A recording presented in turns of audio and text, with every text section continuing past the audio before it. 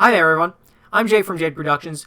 This is just a quick thing before this video begins. Quick preamble. The art you are seeing in the background here is taken from some non-final art pieces that the company who makes this game, Strange Machines, is planning for their next Robotech book, the Homefront book, which will cover both the New Generation and the Masters Saga. And it will be coming to Kickstarter later this year. And if you're interested, at the end of this review, or at the beginning of this review, feel free to check it out when that comes along. You can find updates from SMG and on Robotech Facebook pages and on their Discord. Thanks.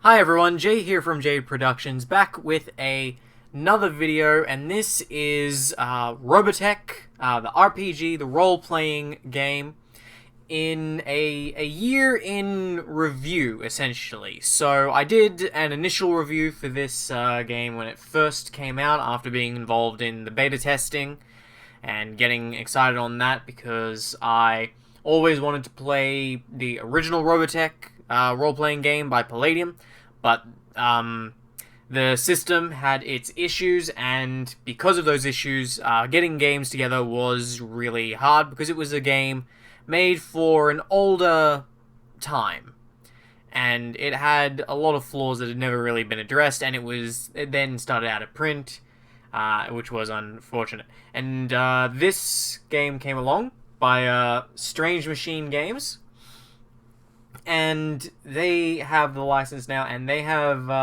been working on Robotech stuff, and I've got to say that I think now, at the time, I praised this pretty highly, and that hasn't honestly changed. But as this video is going to go in, this is a more in-depth review a year later, now that I've finished playing this game non-stop for a year. This has been the only RPG that I've been running, and I've been running at least 2 games a weekend for the past year and a half. COVID helped with that. So first thing I want to talk about is you can see that this is the alternate cover for the Macross Saga, and it's held up pretty well. In terms of being a product, like the hardback is held up pretty well. There's very little fraying, very little damage. There's a few nicks and things on the side that I've done from my own thing, but they're hardly noticeable. So the product holds up well as a hardback book. It's very good quality, I must say, and so that's always a plus. It's not something that I would normally talk about with an RPG, but sometimes you get your hands on an RPG book, and after about a year or so, after heavy use, and I mean heavy use with this book here, sometimes they begin to degrade, particularly the central binding. A lot of the times will start to really suffer over time, but this is a quality product, I must say. I've actually even spilt soy sauce on this thing. I've spilt a lot of things on this thing, and a few of my pages are stained. It is possible to see a few of my pages are stained after I cleaned it. To the point where I actually want to buy another one. I love this game so much. In fact, I probably will buy another one, or get my hands on another one via coming Kickstarters if they're sold in a package. If not, I'll just buy another one. Of the other cover variant. I still regret that I did not grab the limited edition cover. So this is definitely a plus. It's a quality product.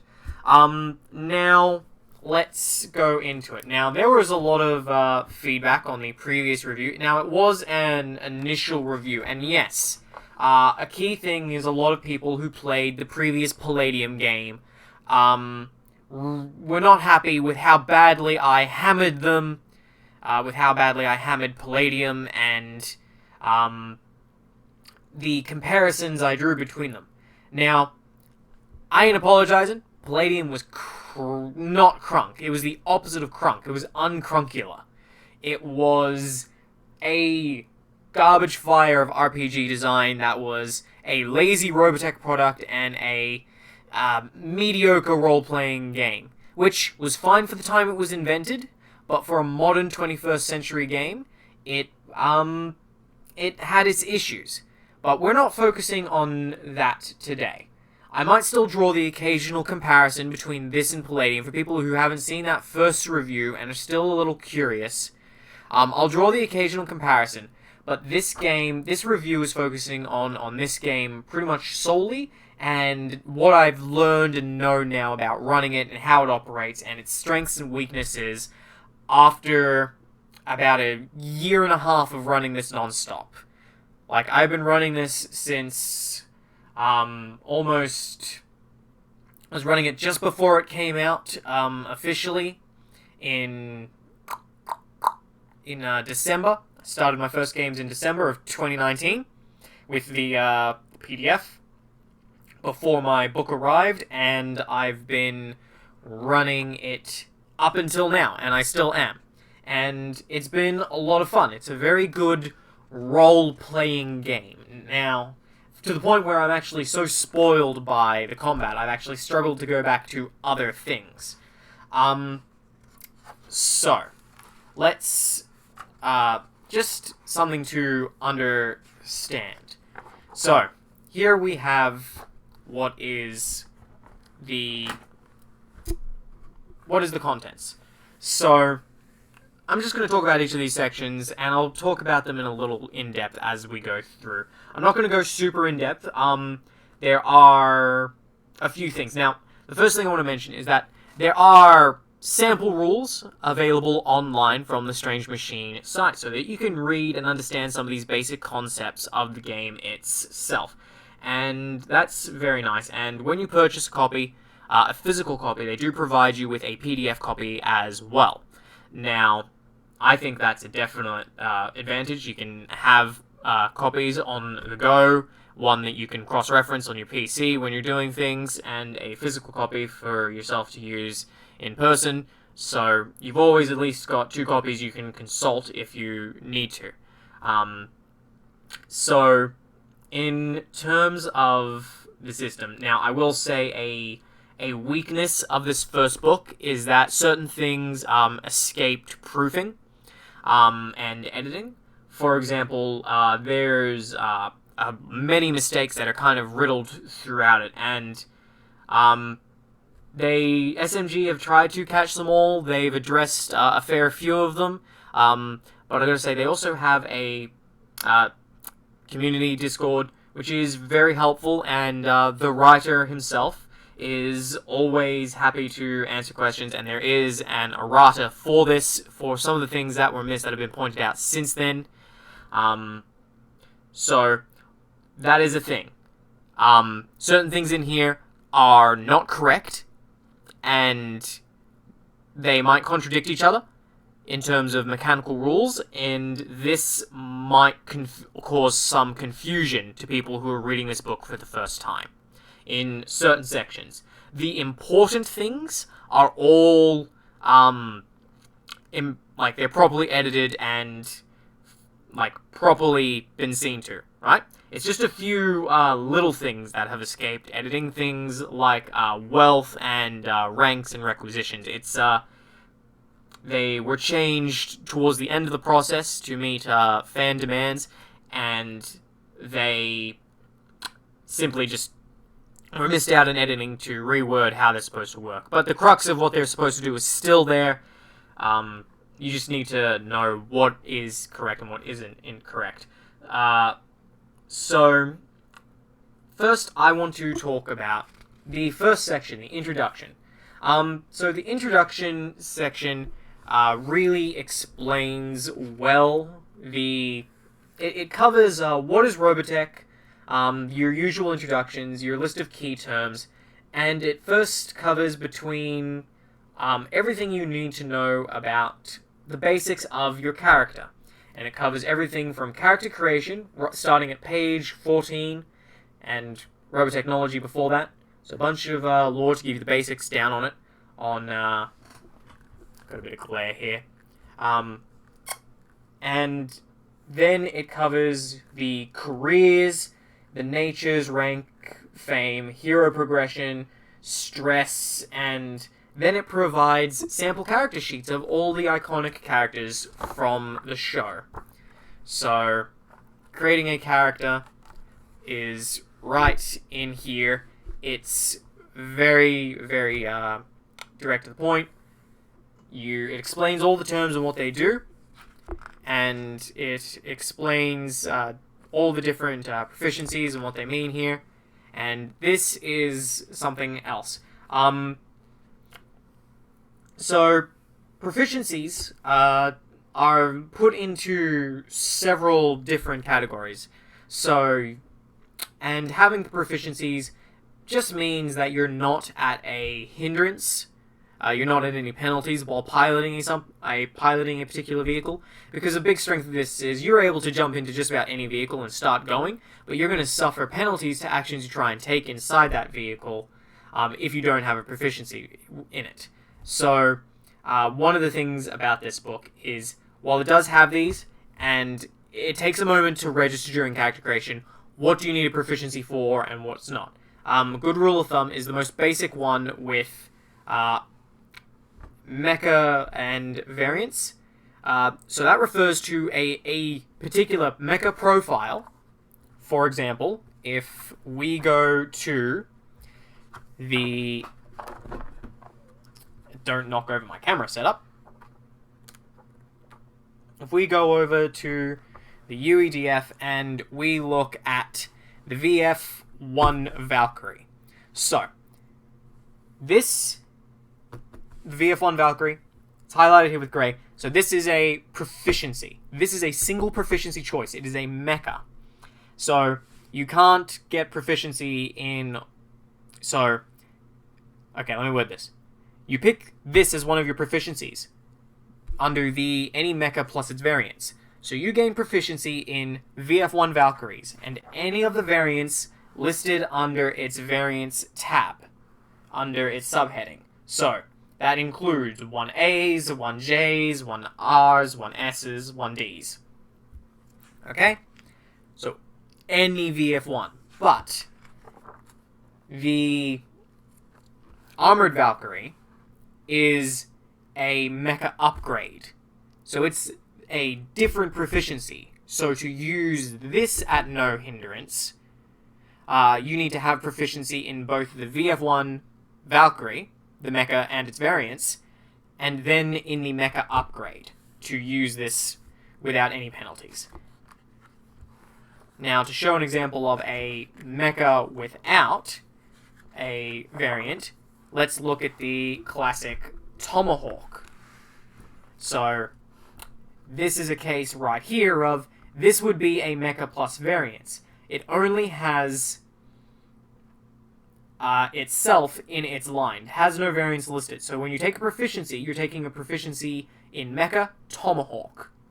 It's an important thing to draw a distinction to, because other proficiencies, and this is where some of the confusion can come in, simply say all ground vehicles, or all space vehicles. And, for example, the space vehicle tab here covers space vehicles, and then it covers ghost drones, Lancer 2s, and Cat's Eyes, and Star Gooses, for example. So, if something says all space vehicles, you would get proficiency in all of those. If it says any one space vehicle, you have to pick one. But then you have other things here. It says, this tab here is for UDF vehicles, and a lot of things, there's the proficiency all ground vehicles. And all ground vehicles covers everything under the vehicle subheading. So, you have proficiency in all ground vehicles. This means you have proficiencies in main battle tanks, armored personnel carriers. Actually, that's it for ground vehicles for humans. And then you have proficiency in MPV, multi-purpose vehicle. That covers everything that's basically a car. or a truck, or a motorbike. When a proficiency says you have proficiency in all aerial vehicles, it covers everything from fan jets up to Sea Sergeant helicopters. So it compacts itself accordingly based on the type of vehicle that you're getting proficiency in. And this is something that comes up and people tend to ask questions about, because it's not the clearest thing about what is and isn't unless you know what you're looking for.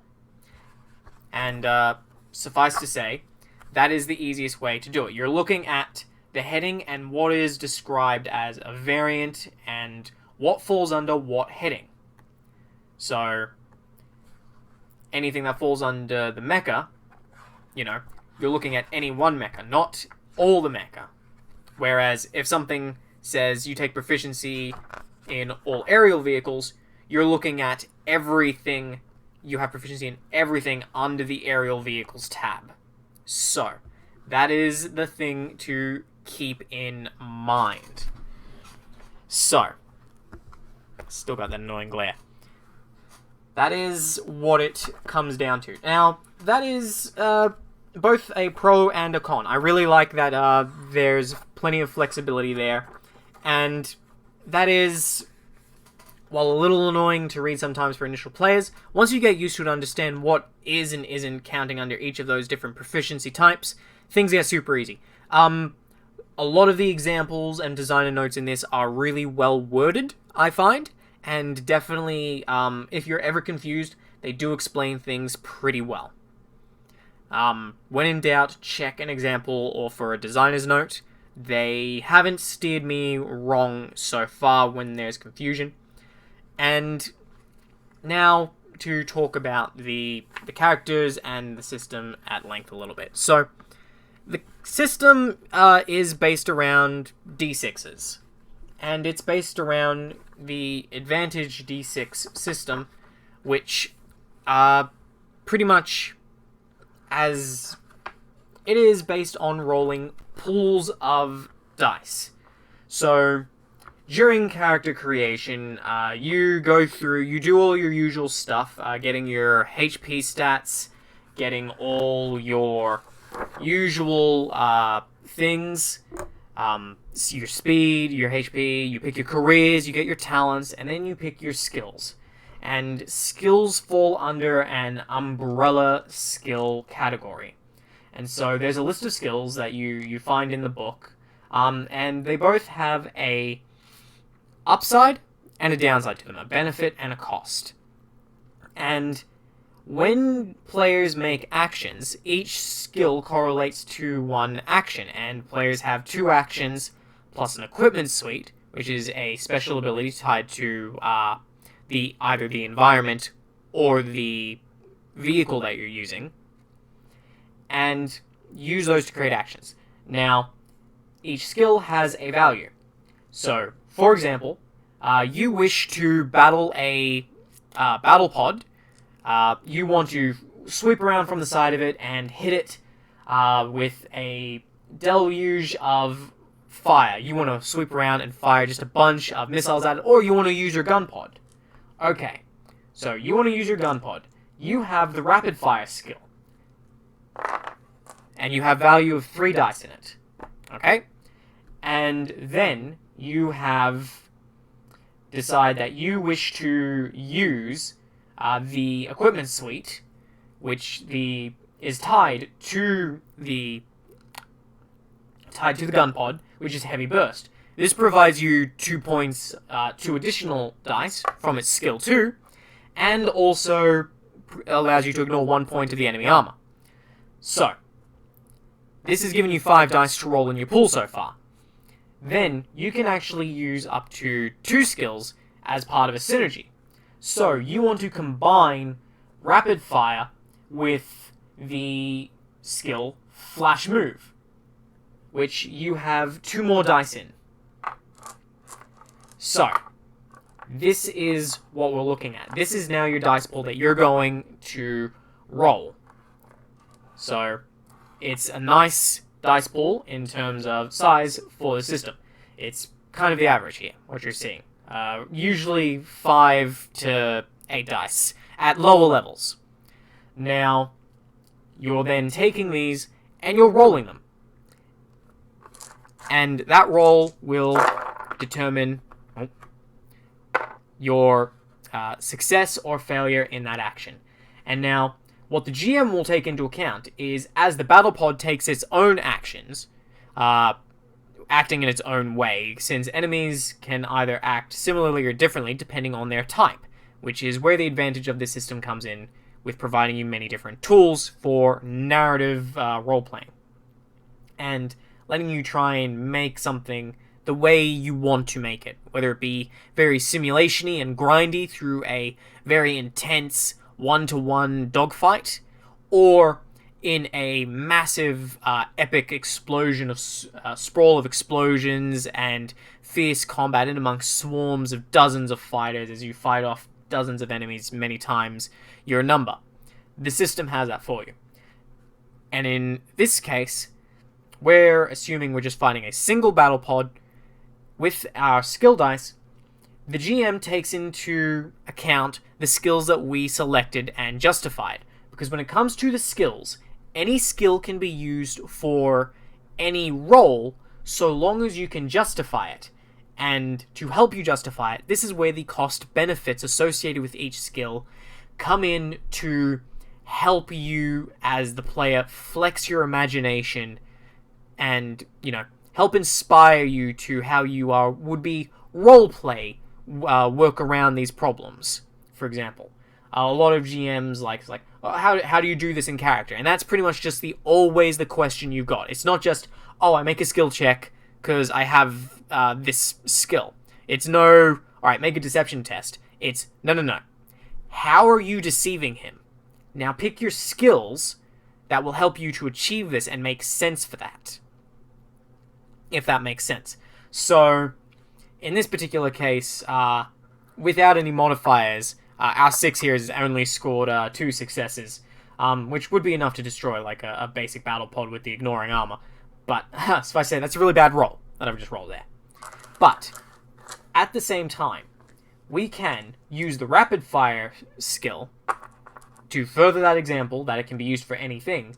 We can use the rapid fire, which it's, looking here, rapid fire is, its benefit is deluge, but its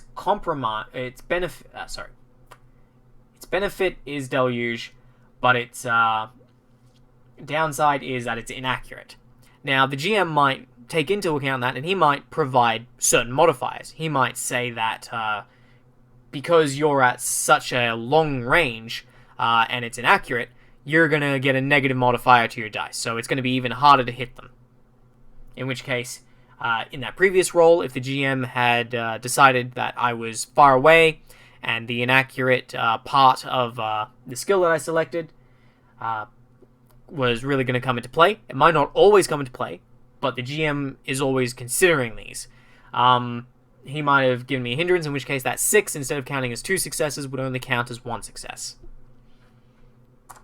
So, there is that kind of thing. And say we use rapid fire again, and we combine it with flash move, which has the cost benefit of being the benefit that is unpredictable, but the cost that it's short-ranged.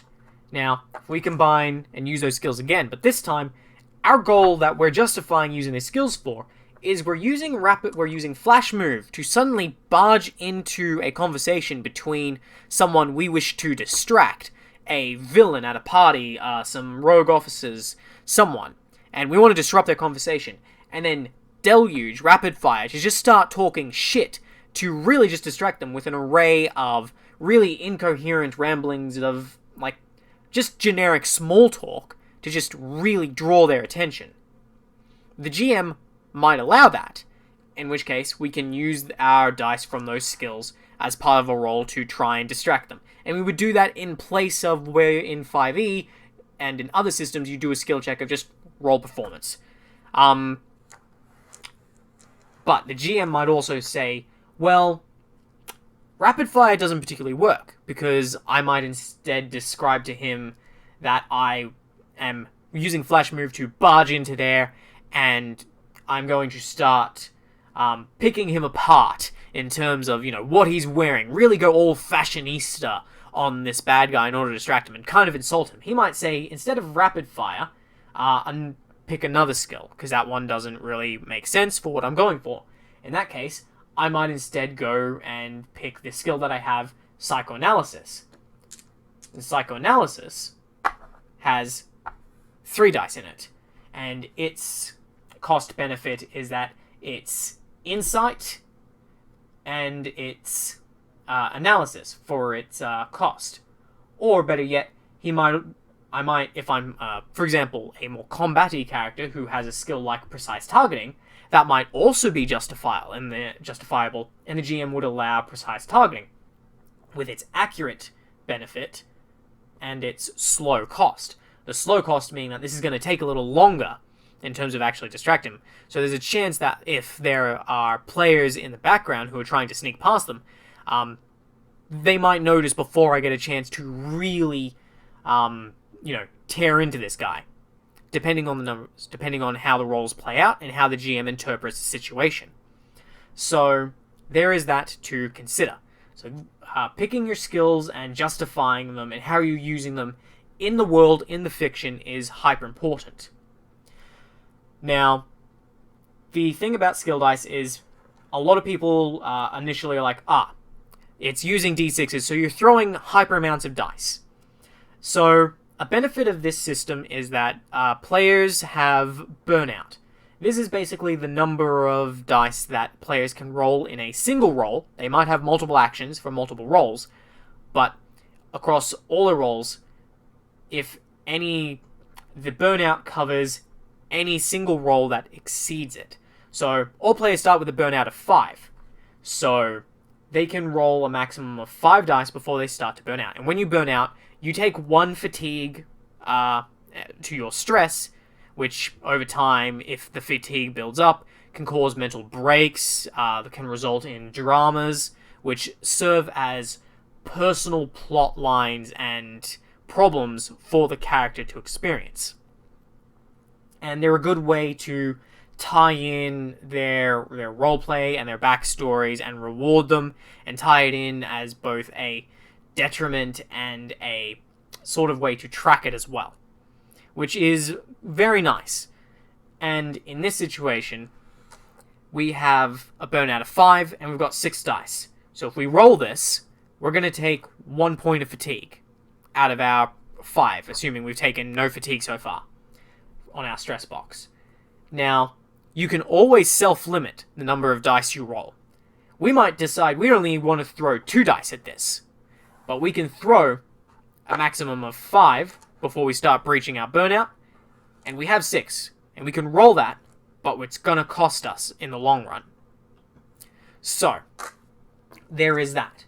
So there are limits on dice for people who are concerned about rolling too many dice. And now, yes, at high-level play, if you let your players run rampant, as I've discovered, they can figure out ways to roll lots of dice. But 6 in a single skill is pretty like you are the best in that skill. If you have 6 value in a skill, you are godlike in your power at that point for that particular skill. Like, you're the best of the best in the world.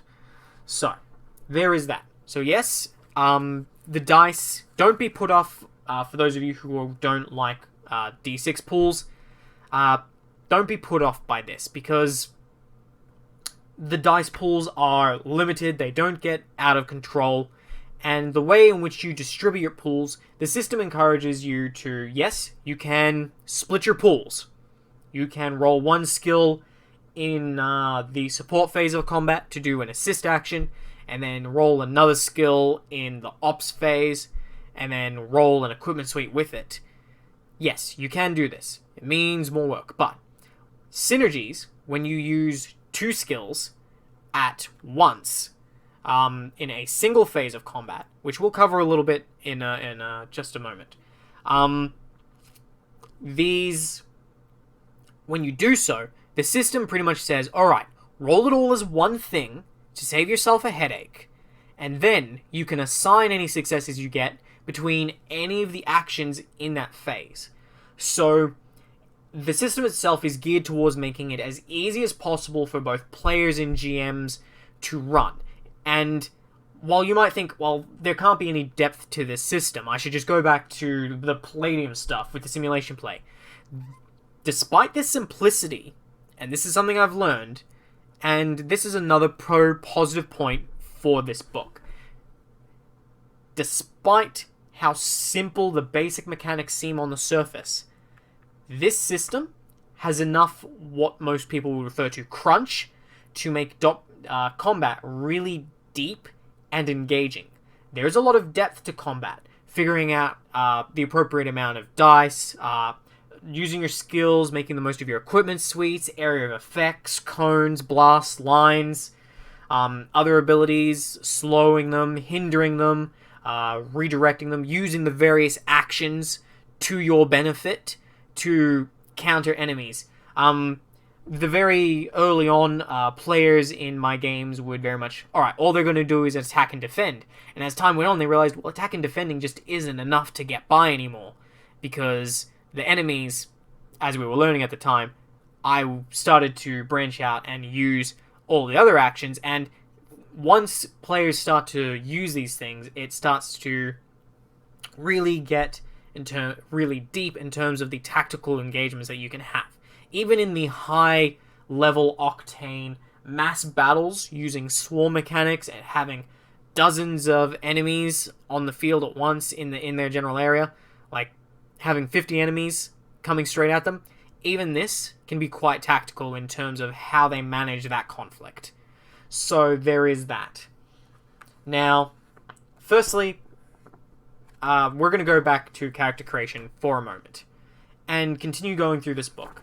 So, there are currently two races, Zentradi and Human.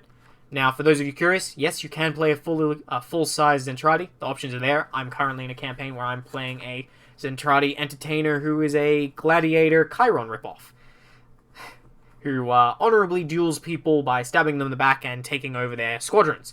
Now, in terms of building a character, the system is very free-flowing, and now that I've had time to go back to it, and compared to the previous review, I will still say that this is a very free-flowing, very, very free-flowing and creatively open system for creating a character. So long as you and your GM can figure things out, you are able to create just about anything within the limits of the GM's game system. Like any system and any game, it's always important you sit down with your GM and discuss what the adventure is, what is suitable, what is not. Sometimes a character might sound like it's suitable for an adventure and might be the perfect fit for it, but then when they roleplay it, it might not be. These kinds of things, they happen. But in terms of the system itself, it's very open. And they're not... So one of the things about it is people always ask about classes. So there's 7 classes, or as the game refers to them, careers. They're not definitive. They're a starting block from which you build your character and help frame your general role and what you're good at. Pilots are good at direct mecha engagement, but this doesn't mean that a pilot has to necessarily be a pilot. You might pick the pilot career in a attempt to create a different sort of character archetype, a different kind of trope. So yeah, you could make yourself a cocky Top Gun, make yourself a Roy Folk, or all sorts of things. But you might do something different. And just because you're not a pilot or didn't pick the pilot career, doesn't mean you aren't necessarily going to be playing a pilot.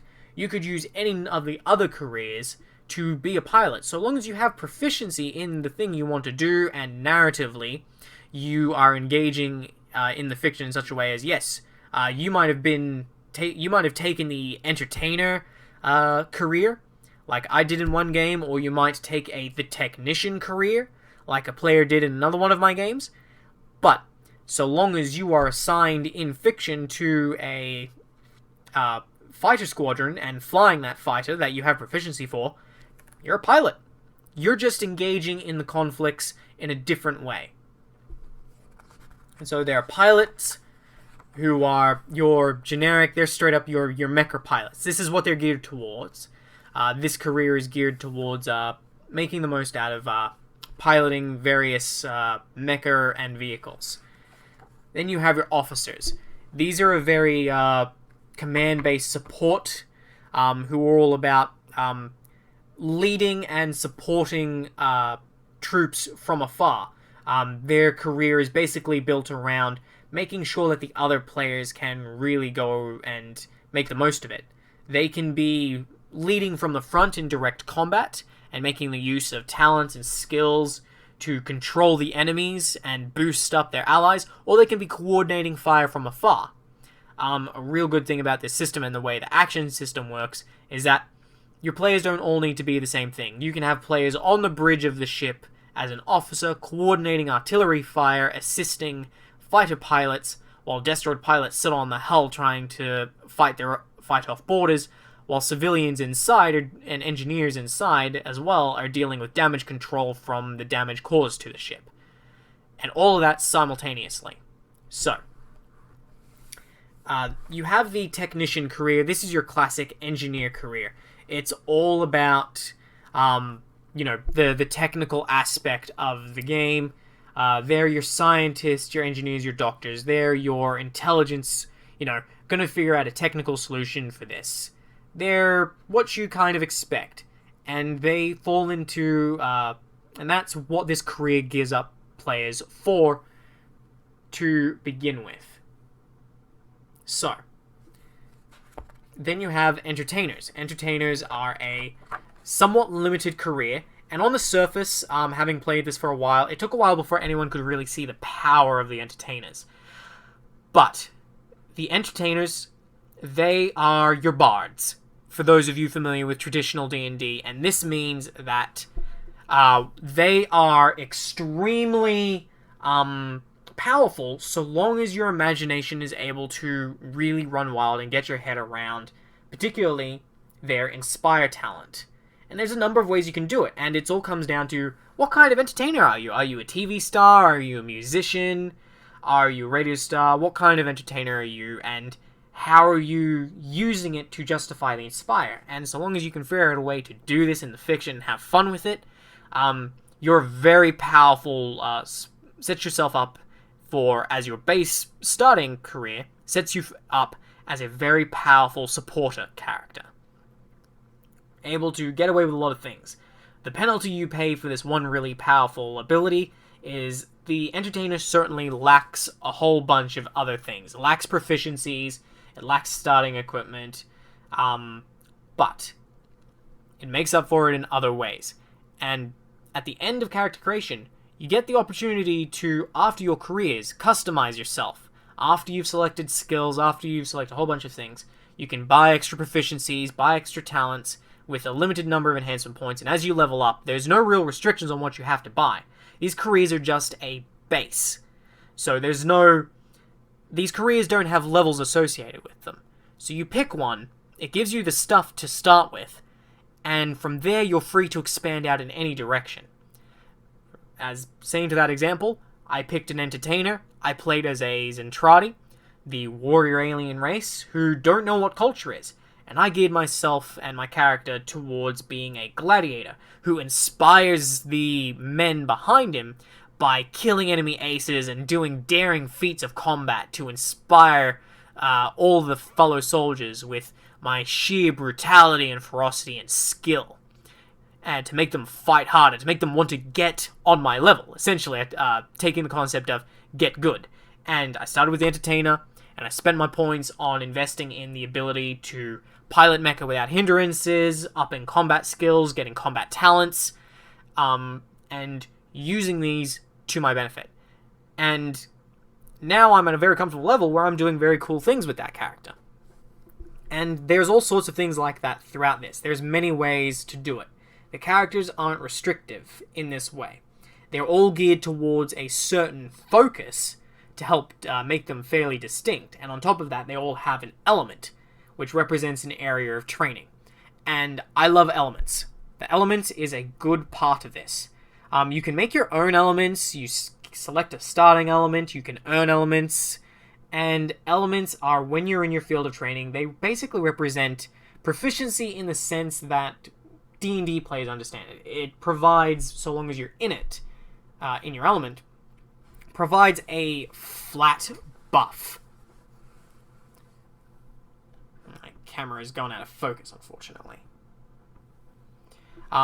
Provides a flat buff to your dice for determining, successes in that. So, then you have spy careers, which are very much your roguelikes for people who enjoy that kind of play, being the sneaky, stealthy one. Then you have your marines for your people who like being barbarians, who like fighters, who are not really invested in the marine is a direct combat focused career, but it's not something that is geared towards mecha. That doesn't mean you can't make it geared towards mecha. But the Marines are most at home with, physical, light, person-to-person combat. And then the last one is the Volunteer, which is basically your free-for-all. They're not particularly good at anything. They're your everyman, just, general sort of thing for people who essentially just jumped in to this adventure. They're your everyday people, so they can be a number of different things. And you're using these to make archetypes. Like, they're not prohibitive and restrictive, as I've said. And I think this is a really good, solid thing. As I said, I really like the character creation. Having done this now for a year, having made many different characters, it's very adaptable, so long as you're willing to flex your imagination. The beta rules for new books are giving out a bunch of different stuff as well, and expand on that, and it's very nice. I like the character creation. It's fluid, it's open. It doesn't really take long, so long as you know what you're doing. The longest parts tend to be things like determining your nature, which it gets people hung up because it makes you have to think about your character and your backstory and your personality during character creation, which should probably always be at the forefront of your character creation. So, but natures is basically you have a disposition of how you think and feel about things, and then you have your demeanor, which is how your character acts outwardly. And you're basically, these are examples, right? The book provides you several examples, but you're coming up with your own descriptions. You're coming up with a term, to describe this as you need. So, and basically when you're role-playing to your nature, these have the benefit of providing you potential rerolls, which can really save your bacon, and it goes towards helping your characters play the way you want to and act like the character you are. It's no fun making an ace pilot who's a cocky show-off and a bit of a daredevil and doing something absolutely like Top Gun lunatic in terms of maneuver, rolling a bunch of dice and literally being told by the dice, sorry mate, you thought you were an ace pilot? You're just a scrub. The natures help you go, yeah, dice, I'm not having any of that. I am an ace pilot. I'm going to reroll. And of course, in that kind of situation, typically you're going to have a bunch of modifiers to your dice to make it easier to get successes. So there's that. So I particularly I like the way that it stresses your character over your stats. Your stats are only an aspect of what makes your character. There's a lot of emphasis on your personality, your backstory, and how you've designed your character to begin with. So keep that in mind. Now, over time, there is hero progression and leveling up in this, and you are able to gain XP, which in turn, when you level up, gives you BP. There's a few options in here. I've learned over time, I prefer to straight up just give my players BP, which is one of the options that's available. And this is what you use to basically fuel yourself. And it's nice. It provides a very open thing. If you stick with the standard experience points and experience chart, which you can see here in a bit of detail, it's a bit glary, but so you're not able to really read it in detail here. But it is basically it restricts you a bit more, so it stifles character creation it stifles character growth, so your players don't get obscenely powerful too fast. Whereas if you turn off build points, your players can definitely cascade with all the restrictions gone. So keep that in mind. Stress is a really big part about this, and I already discussed fatigues and drama. I definitely think this book overall is very good. There's emphasis on, that roleplay aspect in and out of combat. Like, staying in... It wants to encourage you to be roleplaying at all times, even in combat, through things like mental breaks. When you fill up your stress bar and your character has a mental break, which might involve them either becoming suicidal, melancholy, becoming bent on revenge, completely paranoid, and you and your GM figure that out, and it takes effect until your mental break recovers, and it's nice in terms of that. And stress is a really big part of this. There are the, pre-made characters, which is all well and good. There's quite a lot of them in here for all the important players, plus some in the original Macross story. Now, I've already explained how skills work, and I'll just explain the actions that are associated with them. So, each skill may be used to create one of the following actions. And this is where the intricacies of the system and combat really come into it. So, you can make assist actions, and assist actions, you grant successes from your roll to an ally. There's basically two types of assist. There's a universal assist, or a global assist as it's called, where you're trying to basically you're trying to generally be helpful by calling out commands, providing artillery fire, just over a general bombardment of an area. In which case you roll your dice, and those successes go into a pool in which players can draw from to help give them a little bit of success. It's not as effective, though, as a targeted success, where via an assist action you are working in tandem with another player to give them successes to an action. For example, a targeted assist might be you two are fighter pilots or mecha pilots, and you're working together in tandem to tag team an enemy boss, with one of you basically trying to suppress him and pin him down and provide covering fire, or whatever it is, while the other one goes in for the kill shot. So there is that. And there's many different ways to be working together. Now, some people might say that the assist action is overpowered. The problem there is that assist actions, they can be easily justified when it comes to working together. The GM needs to be really on the ball and restrictive with these, is what I've found. And this is one of those downsides of the system, because you end up with cases of, well, why don't you just assist stack things until they're dead? One person attacks, everyone else assists them. And this is a point where the GM has to put his foot down, because it can turn encounters into a joke. The GM has to put his foot down and be on the ball with going, okay, how are you assisting? That's not really assisting him in any particular way. You're making an attack roll. You shooting at the same target is not assist. It's a separate attack. Like, you trying to, defend this guy and draw bullets away from him, that's not you assisting him. That's you defending him. That's a defend action. That's something totally different. So the GM has to be really strict with what is and isn't an assist action, because you end up with the whole, well, just, again, why don't we just everyone assist? Only one person needs to do the DPS, and the DPS we can achieve can just tear down anything, because this system is very lethal, in terms of how quickly things can go badly and get blown up. So if you start stacking dice like that, you can really tear stuff down. And this is not a flaw in the system. This is a flaw in player mentality, and something that the GM just needs to be aware of, and it's not something that's talked about in the designer's note, because it's pretty obvious from the wording that how it's meant to be and what it's meant to be used for. The thing is, it's one of those things that players will try and abuse, and the GM needs to be aware, if they want to run a balanced encounter, to just treat it with a lot of caution. And this is, I would say, a negative.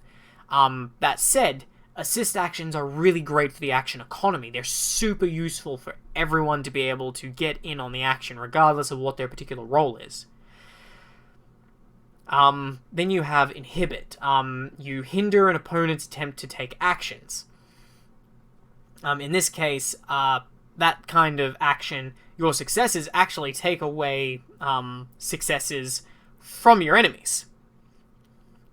And you can use this to block off their dice, and by assisting and inhibiting together, and then combining that with attacking, combining all these different actions together, you can reduce the effectiveness of enemies so that they don't deal nearly as much damage while killing them, and then assisting your allies to make it easier. So there's a lot of this interplay between the actions, which encourages players to really work together and think and plan out, which is why the entirety of combat, every round there is a player planning phase called the communications phase, in which they're supposed to coordinate and communicate in character about what their plan is before they, and at the same time let you, the GM, know what their intended actions are and how they're doing them. You have observe actions, which is this is your classic action for your successors go into, make a perception roll, essentially. It's your classic perception. Very useful in every circumstance. Like, the GM might have things hidden, and there might be hidden details. You might be able to pick up things with targeted scans. Just like assist, there's global observe actions and focused assist actions, which can help you get more detail about a thing. You might use a targeted observation action to try and see if there are any weak points on an enemy, or try and figure out more about their particular systems and effects, what kind of capabilities their mecha might have. Or you might do a general one to try and figure out, is there anyone out there hiding, sort of thing. And this is directly countered by the obscure action. And the obscure action is basically a stealth action. You're making rolls, and your successes are used to hide yourself, creating basically a difficulty number for tests. The amount of successes that you need to succeed in order to beat something for any sort of skill test, that people making an observe action now have to beat in order to spot you. And a big thing about in certain combats is making obscure actions can be really useful, like planning ambushes, disappearing, making an observe action in the midst of combat and trying to disappear into the shadows of asteroids or debris or into some forests to hide so that enemies can't target you, because now they have to give up one of their actions to be able to spot you. And they have to have been able to, predict that, because if they're not already making an observe action, because everything is happening simultaneously in combat, the enemies are making their rolls at the same time and making their plans at the same time the players are making their plans. And if they haven't put any dice into making an observation roll, they put everything into attack and defense because they just plan on going after you, and you do an obscure roll to hide yourself, well, congratulations, you just nullified that enemy's entire round. So there is that kind of interplay there as well. You have your basic attack, which is very simple, and combat is very simple in terms of you attack, you roll your dice. If you roll higher than their armor, their armor serves as a soak, taking away from your successes, and anything afterwards is assigned as damage to them, in which they, the target, decides where they get hit and where they take that damage as you blow off hardware and reduce their armor permanently and penetrate their structure until you destroy them. Then you have defend actions. Pretty simple. It adds, when you take defend actions, the successes add to your armor. They add to your to your potential to soak damage from attack actions. Again, that's your fairly basic interplay with your actions that you're taking. You have your redirects. So the redirect is a very general term and very general action players have accessible, which creates difficulty numbers based on what they're doing, and it's very much the usual kind of thing that players are used to. It's grapples, and kicks, and flurries, and, trying to pin them and hold them down, and those kinds of things. Things that create an area, or create an effect that moves yourself in an opponent's position and kind of serves to stop them. It's very similar to the inhibit/hinder action, except in the fact that it basically negates dice instead of successes. And serves to basically, create opposed rolls and difficulty checks that they now have to, work through to try and break out of your grapple or to work around whatever interference you're throwing up. And then you have the interact, and this is your standard sort of, you're interacting with the environment or with NPCs in some way. It's a very general action. And that is that. And this all works with what we discussed previously with skills, and there's a lot of interplay with this when you combine bonus skills and actions. The equipment suites of individual mecha and vehicles add a lot into combat, each with their own individual effects and abilities, and each one can be used like a skill, plus your primary skills. And then you put your elements on top of it, and your proficiencies, and all sorts of modifiers from how you're justifying your actions as well. And these modifiers result in, either disadvantage, hindrance, nominal, edge, or advantage. And these just serve to modify your dice rolls. And there's a lovely little chart in the book which makes it very clear about what you're needing. You can never... anything less than a 4+, so 1, 2s, and 3s, they are never successes. So it's very easy to remember what is and isn't a success at these different brackets once you know it. And that makes it nice and easy. And manipulating this and, manipulating your modifiers, like any game, adds that sort of gamey function. But you're manipulating it through narrative roleplay, rather than just sheer stats. Now, there's a nice big skill list, and then there's talents. So, where skills... talents is going to be the next thing I talk about in this review. Where skills are your umbrella skills that you can use for just about everything, and they represent your basic stuff. Talents are straight-out abilities. Every career starts with a base talent, and then has you select another career talent from one of the 6 categories, and then every character at character creation gets a third talent. So you're all starting with 3 abilities in general. So pilots, an ace pilot, which is a pilot which selects the ace pilot element. He gets a piloting element. He gets piloting talent, which he might take fly anything, which gives him you have expertise to pilot any type of advanced flying craft. So this includes aircraft, mecha upgrades, space vehicles, and shuttles. Assume you have proficiency in any light or mecha-sized vehicle. You may also pilot naval vessels at a penalty. So for pilots, it lets you get around proficiency issues by letting you have proficiency in just about everything. That's how powerful and how skilled a natural pilot you are. And then at level 1, as an ace pilot, you have timed shot. And timed shot is another talent where you can pop it during combat, and you can make an attack action make it a cold shot, and you can make that cold shot without any penalties. And then you get to pick a third talent at level 1 that can be from any category, regardless, after the other 2 that are listed in your career. And so our same pilot, he might go and he might pick something from the social talents, and he might pick Lion's Roar, which he gains 1 extra heroic move. And he may even give this heroic move to friends. So that is something to really talk about. So the abilities are where a lot more crunch comes into it, in terms of these are your powerful abilities. You want talents in this system. I've learned the talents are how you build really powerful combos. For example, combining missile equipment suites with all the missiles, which doubles the number of dice that your missiles equipment suites give you. For example, you could use tactical missiles. You combine it with all the missiles, which gives you 8 dice instead. Problem is, all the missiles has the drawback of it uses an extra use of an equipment suite. Some equipment suites have limited uses. So tactical missiles have 2 uses and a skill of 4, so they're providing you 4 dice. So you use all the missiles with some tactical missiles.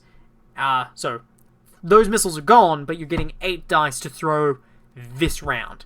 But you might combine this with another talent, such as Efficient Fighter from the tactical talent tree, which gives you an additional use of all your equipment suite abilities. So now you can use all the missiles to fire 8 missiles in a single round, and it's going to take 2 uses, but because of Efficient Fighter, you have 3 uses on that, thanks to your talent, giving you another round of using your missiles before you run out of ammunition for those. So there's lots of little combos like this. I will say this. A huge positive of this system is that even though some talents might appear useless at first, there is always circumstance in which they are useful. I have found this out.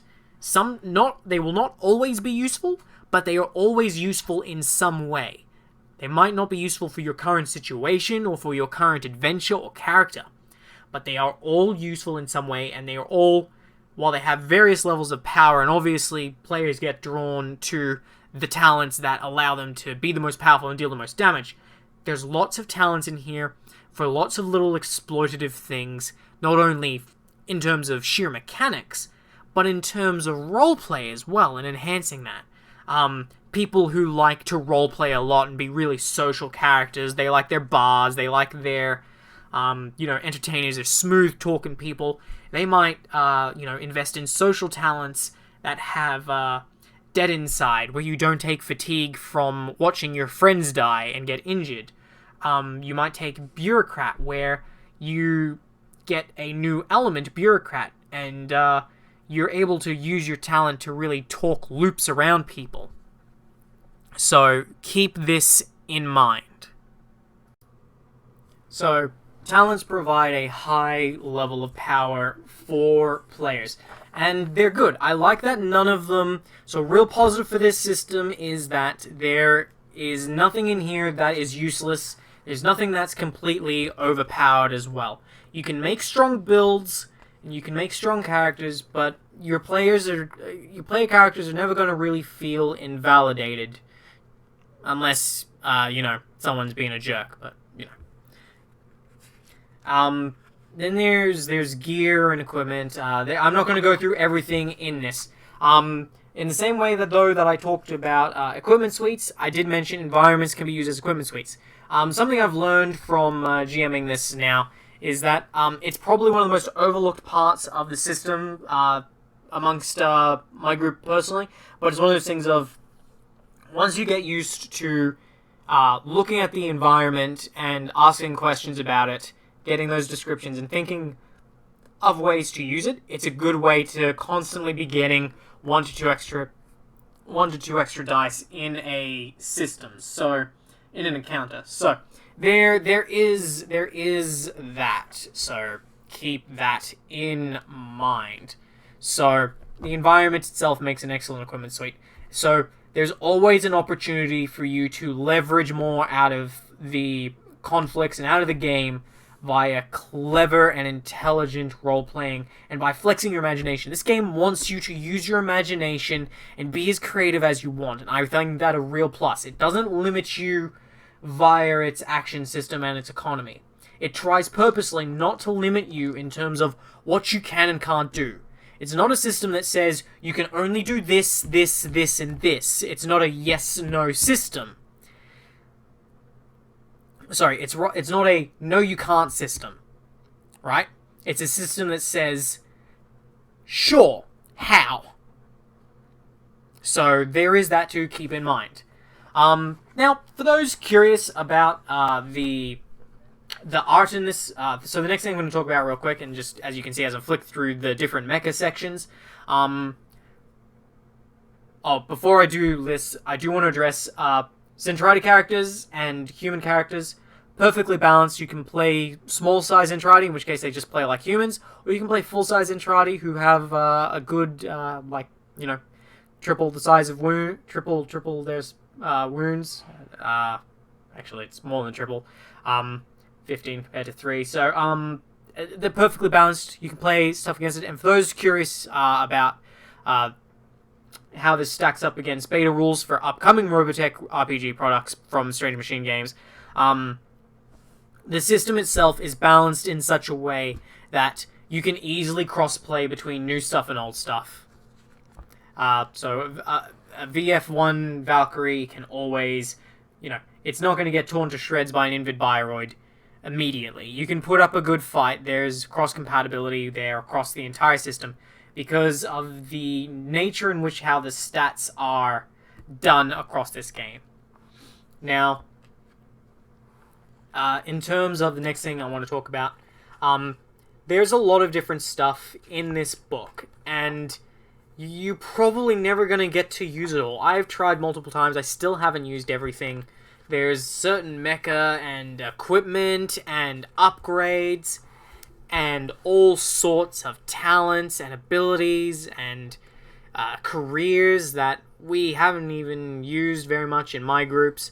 I've run a lot of different games now at this point. I've run a total of 14 different games, about 6 of which were simultaneous over the past year and a bit, and there's a lot of stuff. And not only is there a lot of stuff in terms of both the Zentradi and just the book itself, there's a lot of optional rules. This book was built with the intention of trying to appease everyone, and while it's not going to do that, because everyone is, different and most people are unpleasable, the book goes out of its way to provide you a series of optional rules and toolboxes, and this is a positive for it. So for those of you who don't like the fact that, your missiles are tied to equipment suites, or essentially you can use weapons infinitely until their equipment suites say that they're empty on ammo, or until the GM says, yeah, you're out of ammo, via a drama or fatigue or sorts of things, there are optional rules to really help this along. For example, there's high lethality rules, which certainly increase the danger level for players. And this is already a game with, it's fairly lethal. You're going to be losing mecha fairly often. It's a little harder to die unless the GM is really out to kill you. Because they have to destroy their mecha, and then you survive the mecha takes the ablative damage that all is left over, leaving you intact, but in a derelict mecha, in a precarious situation that you now have to figure out how to survive. But now if you get hit again, you have to go, the moment you hit negative wounds, you're dead. So, there is that. It's fairly lethal. It's more lethal in the standard rules, that you're going to be losing mecha often. Whereas, in high lethality, it punishes you for losing even a single mecha. If you lose a single mecha, there's a random percentage chance that your character is just going to die, or lose a leg, or go blind.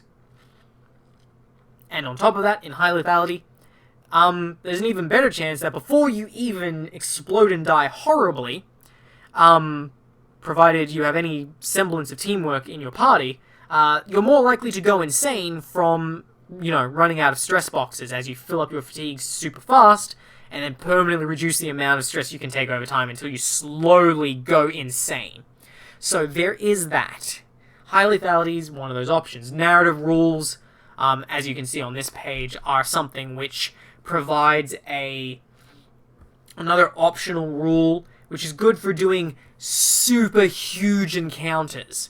Encounters where the nuances of every tactical action don't particularly matter. For example, you might use the narrative rules, and all these optional rules are all interchangeable.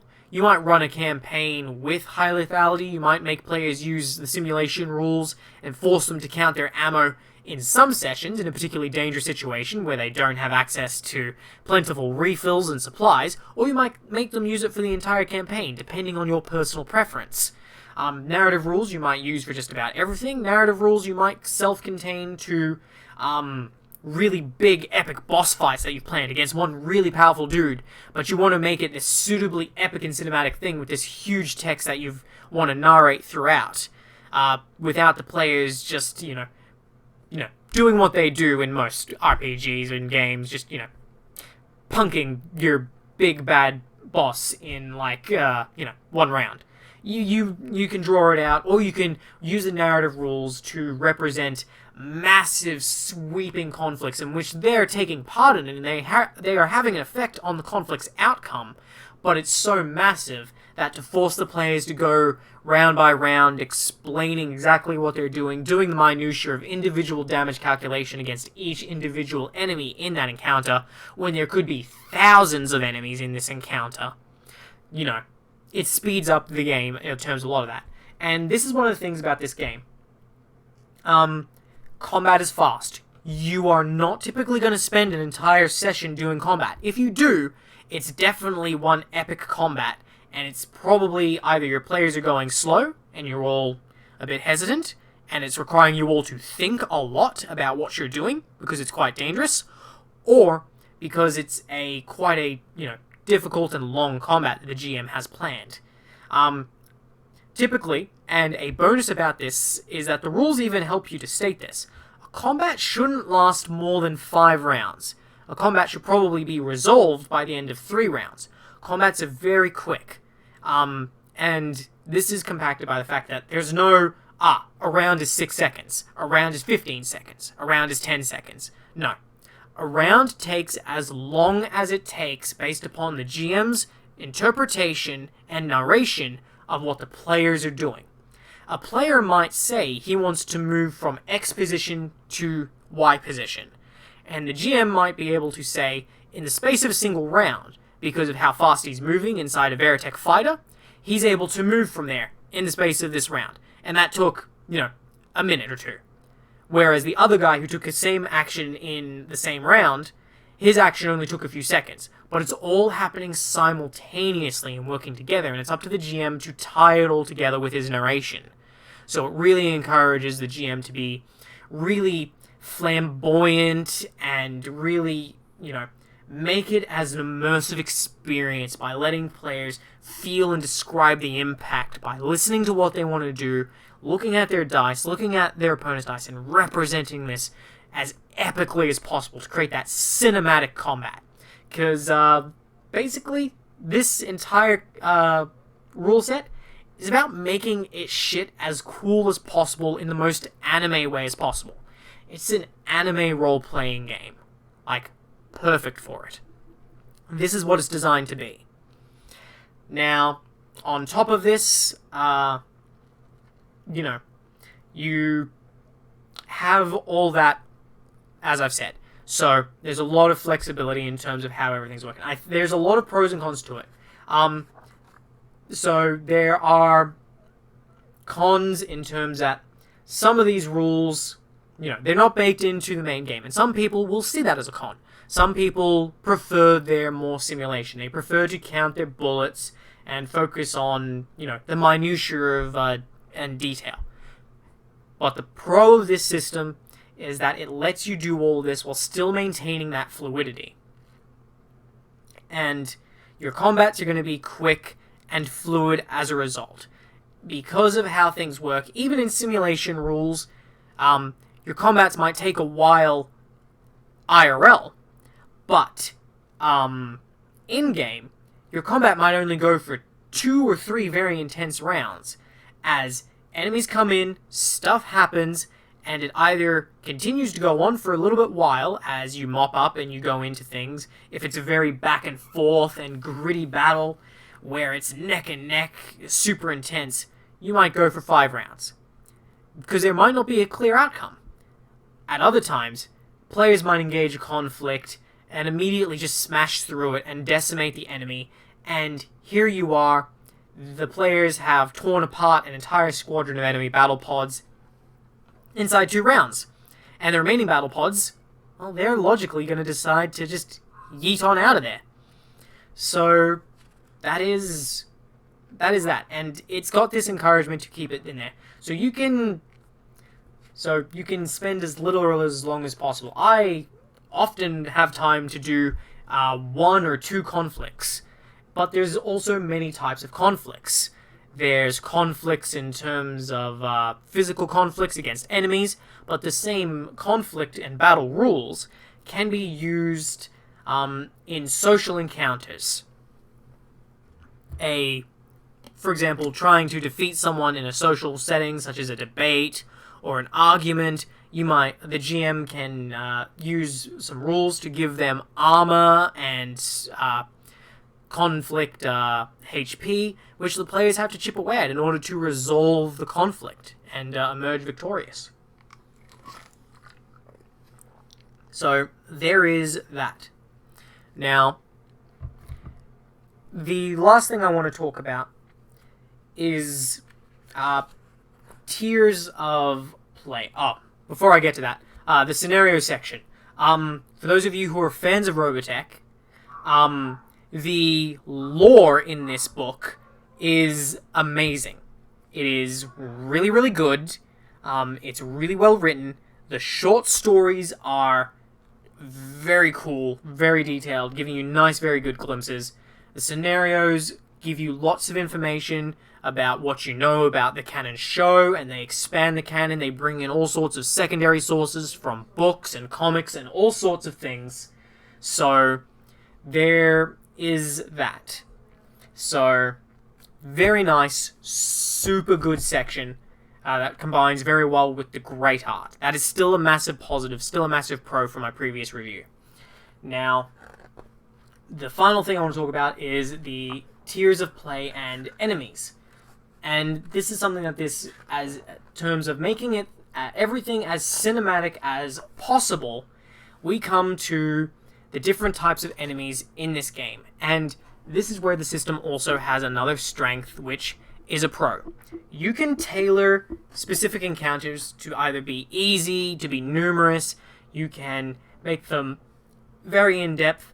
The enemies don't have talents and don't have talents and skills the same way, but they work on the same actions and the same general principles.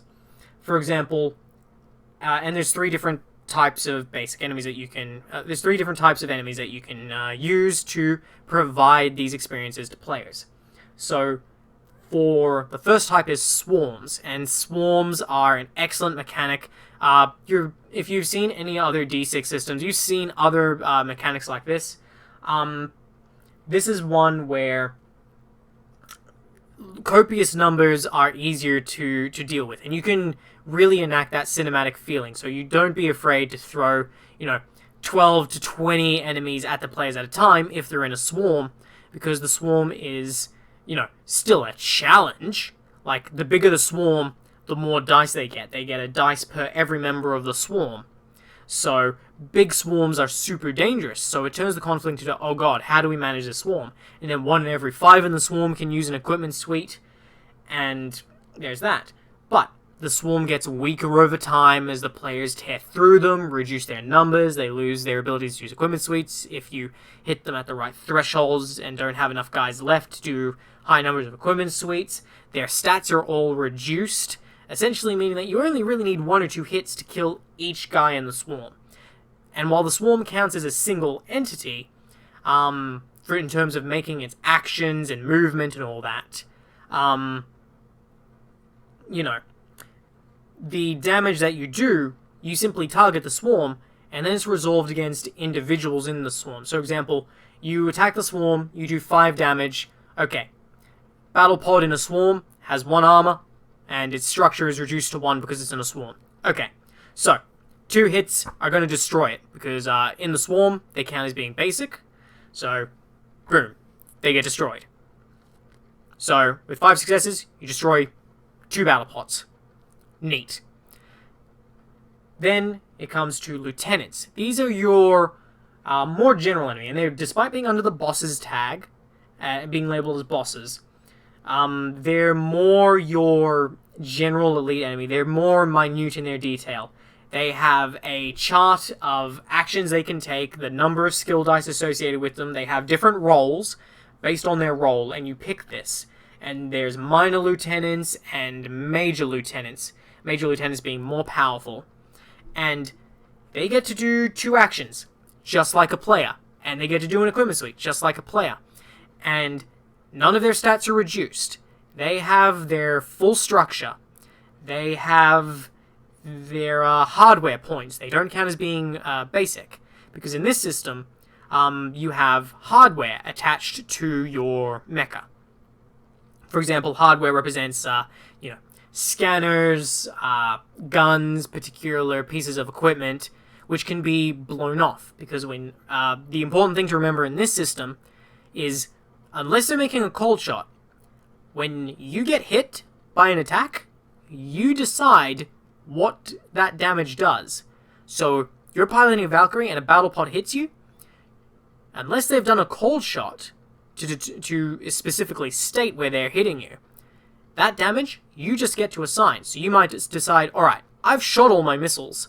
I don't need my hard points anymore. I'm going to destroy 2 of my wing hard points, and then I'm not using my head lasers from my Battleoid mode. So I'm going to assign this 3rd damage that's gotten through past my armor to that.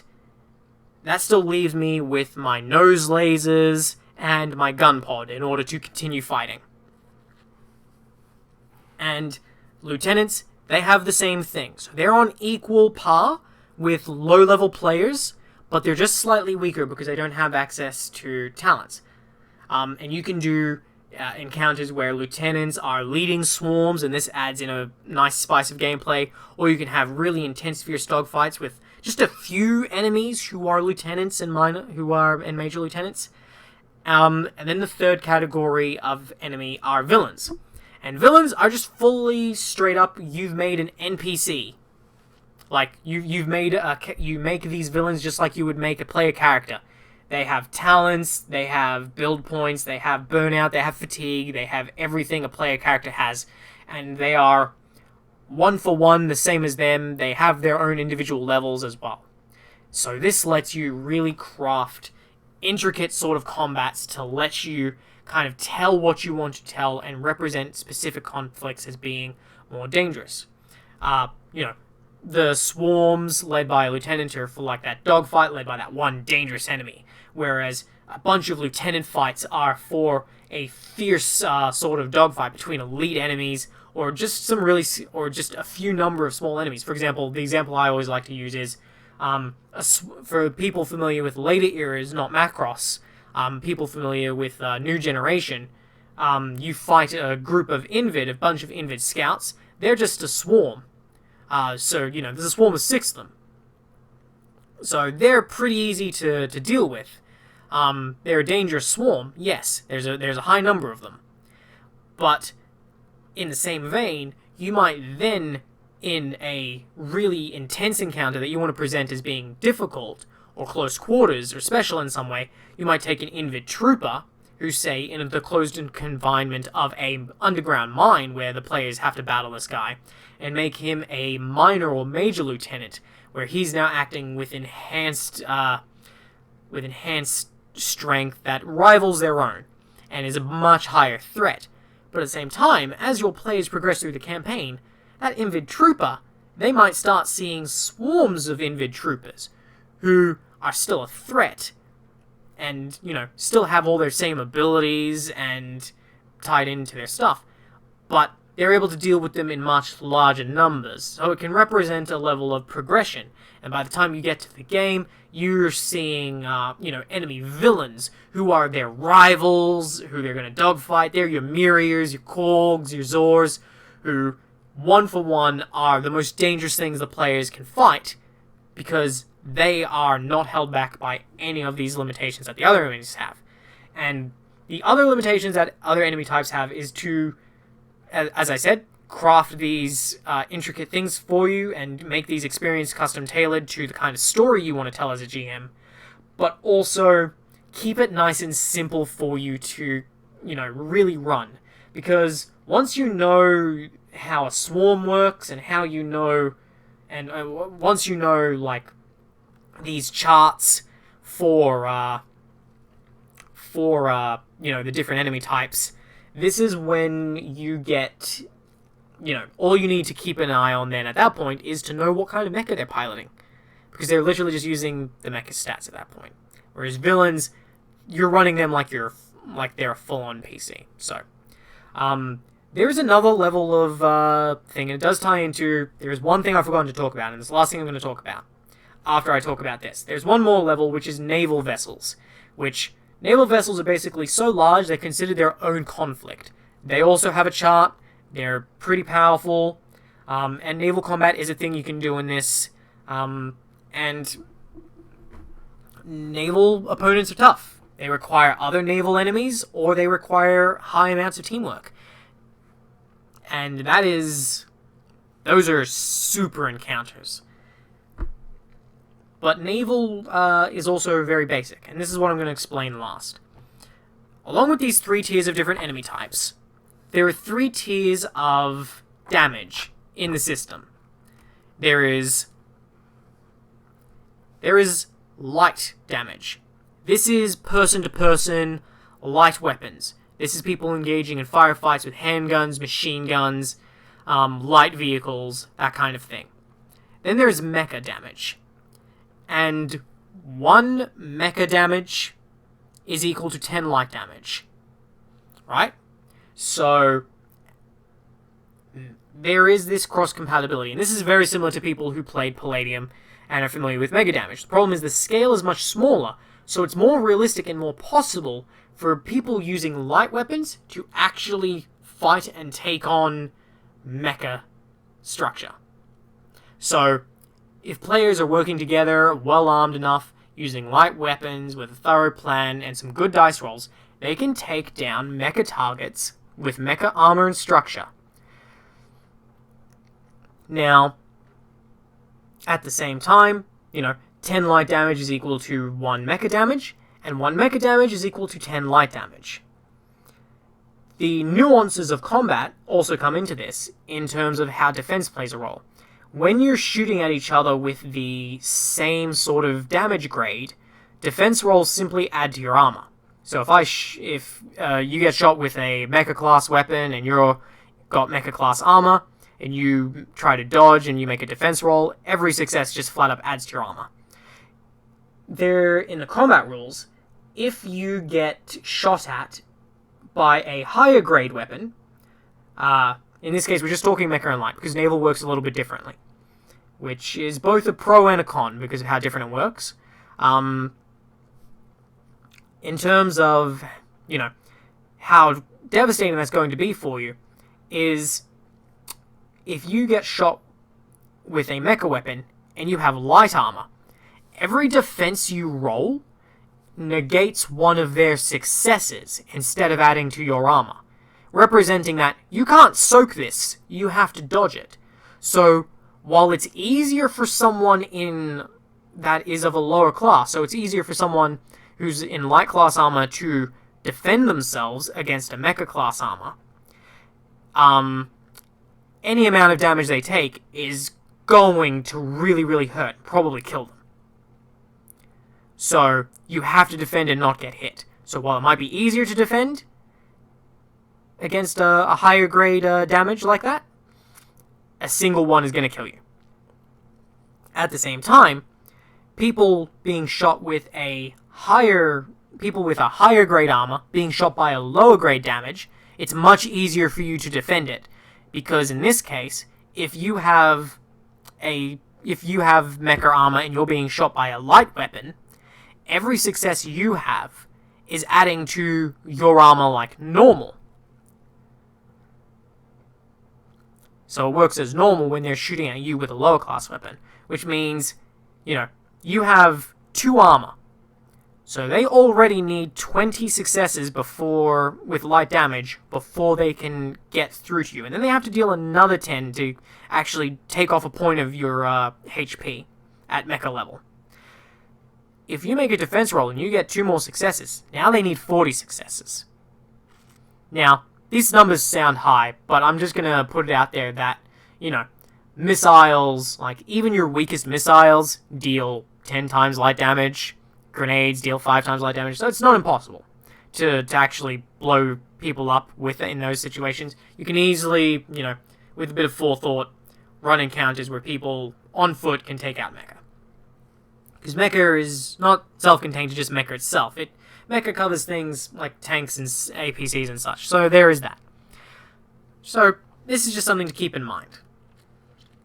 And naval is Naval follows all these same rules, except Naval, as I said before, there's hardware. Naval doesn't have hardware. Naval is basic. And basic just means all damage you take goes straight to your HP or structure. So, while Naval is far more deadly, it has the caveat that instead of being destroyed at 0 HP, at 0 structure, you have to be reduced to into the negatives equal to what your structure is. So, for example, if you have 3 naval structure, which is the equivalent of 30 mecha structure, because again, it's another 10 scale, every 1 naval structure is equal to... So yeah, 10 mecha damage is equal to 1 naval structure. So it's the same sort of jump, same scale, with all those same rules that I just talked about. All that same stuff applies. But if you have 3 structure and you go down to 0, your ship is disabled. If you go down to -3, your ship is destroyed. Now, Naval Combat and all these different scales of combat let you do a vast array of different adventures. And this is where I think a real another positive of the system comes in. You can run a high number of adventures. You can do such variety with this. If you want to run a game where players are fighter pilots operating out of a carrier, and you have players who want to be carrier staff, they want to be engineers, they want to be pilots, they want to be marines, you can do it all. You can do it all simultaneously, provided you have, you're able to pull that off as a GM.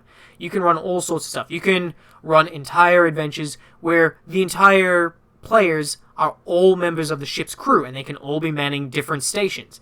In Naval Combat, all the different stations, tactical stations, scanning, navigation, ops, all this has different equipment suites tied to it, and they can all be taking actions in tandem. Or you can have one player who's like a ship's captain, while all the other players are fighter pilots operating out of it, and while they're flying around taking care of fighters, the captain of the ship, that player, he's making rolls with his skills to act as if he's controlling that ship as a single entity. But his skill rolls represent how well the ship's crew respond to his orders. So there's numerous ways you can implement and do these rules narratively, and it's all about supporting that. So, a year on, I want to say that because of all these different things, I've never had a bad game of this. It is probably one of the most fluid, fun role-playing games I've ever had to experience. If there's been a few... It has a few rules errors printed into it, unfortunately, which these come up. But the answers were never very far away. We never had to really debate much in terms of, well, what does this rule mean and how does this interact? It's well written to the point where if you understand what its intent is, the rules as written make sense. And once you understand that, everything sort of falls into place. And, there are these tiny nuances to learn around, but they've never been, and while they're certainly got a lot of depth to them, and it is a spiderweb too much than I can ever explain right now. I've already gone way overboard on this video. But this is the thing. There is a lot of depth, but it's all presented cleanly and nicely so that you can pick up and play, and you can pick up and play quickly. And as you go, you'll learn more and more about it, and it eases you in such a way, and is so... It's got this freedom about it that is, like, coming in from Dungeons and Dragons and other role-playing games. Because of this is actually a con, because of how free-flowing and forward-thinking and fluid the game plays with these concepts of, let the players do what they want to be. Let them role-play the heroes they want to role-play, right? It's not a matter of, you move here, you make your attack, you roll your dice, did you beat his AC, roll damage, next round. I cast a spell, I roll to hit it, I beat his AC, I roll damage. No, it's more fluid than that. And because of this less restrictiveness on the yes-no product, the only yes-no that you're subject to is whether or not the GM thinks what you're doing is appropriate for the narrative and possible. And it falls into you in more of a, is this physically possible, GM, sort of thing. Does this make sense? And the GM going, yeah, that seems perfectly feasible to be able to pull off that kind of stunt, or, my god, man, that is insane. Nah, that ain't physically possible, even in the world of anime. And let's, because of this, there's a lot of disconnect for players who are coming in from that. If you're coming in from D&D and other games like this, other RPGs that are more traditional simulation play, as we call them, there's definitely a thing where I've had a lot of players struggle to wrap their heads around the core concepts. And once you break away from the concepts of D&D, you realize those are really just board games, and this is more a role-play. Those are board games with role-playing aspects. They're board games with role-play between them. They use board game mechanics for combat. And while you could do board game stuff with this system, there's all the measurements and stuff for you to do minute tactical detail, measuring out every move in squares and measuring out ranges. You can do that. That's an option in here. It encourages you to be a lot more fluid and dynamic than that. And so getting used to that can be a rather hard adjustment to get around. So, a year and a half on, I think this game, I've actually grown to like this even more than I did in my first review. I think, while not perfect, it has a lot of really good stuff going for it. It's an excellent toolbox system. It plays really well. Nothing is super crazy. And while it's certainly got some notions in it that you have to drill into your head if you come from other things, it's a really easy game to sit down and play. It's very natural in its execution once you get used to it. Until you get used to it, it can be a little bit jarring. But that is it. And then understanding the minutiae gives you a whole new level of play to go into beyond that. So, over time, it's a game that gets better the longer you play it. And it's a solid recommend for me who loves role-playing games. And it's also a solid recommend from me who loves Robotech. So, I think both these things blend together. While I think SMG has done a wonderful job, even if the product is great, and even if the book has some errors in it that they are really regretful that they didn't manage to pick up in time before printing. It's very, very good, and I highly recommend if you are a Robotech fan or an RPG fan or both, I recommend picking up this book. It is very good. It is a very fun system to play, and the best part about it is the way in which it works in terms of stats for all its stuff. It's super hackable into just about any setting. I've already had players in the last year and a half work on a Gundam conversion, which straight up just converts, the stats for Gundam mobile suits and Gundam vehicles into the stats for this and makes it completely compatible. Invented a bunch of new talents for new types, and away it goes. Plays perfectly. You can have full-on Gundam anime adventures in any Gundam, you want. UC, Seed, Iron Blood, it all works. Also, anything with mecha, anything anime works with it really well. Other things I've seen, people currently that I know are working on Wing Commanders. I've seen a Battletech conversion by another person who's working on that as well. There's a Fate Stay Night conversion, actually written by myself, that I did for the Fate Stay Night series, for people familiar with that anime. And there's all sorts of stuff that you can do. There's a Command and Conquer conversion in the works by people. There is a Mass Effect conversion based on this 86 system. It is a very versatile system at its core. So there is that. So with that, I will leave you now. I've already gone way past the intended amount of time I wanted to go for this extended deep dive review. I still did not cover everything. There's a lot to cover. This is almost a 300-page book. It's full of glorious art, full of charts, full of rules, minute mechanics to learn, to go along and add depth to those very simple mechanics on the surface, to learn through. There's lots of talents, skills, options, careers, elements. There's lots of different mecha and equipment and weapons and kits. So there's so much in here in terms of content to cover. I could never cover it all in a single video. It would be 5 hours to go through this entire thing. I'd have better luck going through the entirety of a Warhammer rulebook on stream. So, that has been it from me. I've been Jay from Jade Productions. Overall, if you wanted an arbitrary number out of me, I would say that this system is probably an 8 to 9 out of 10.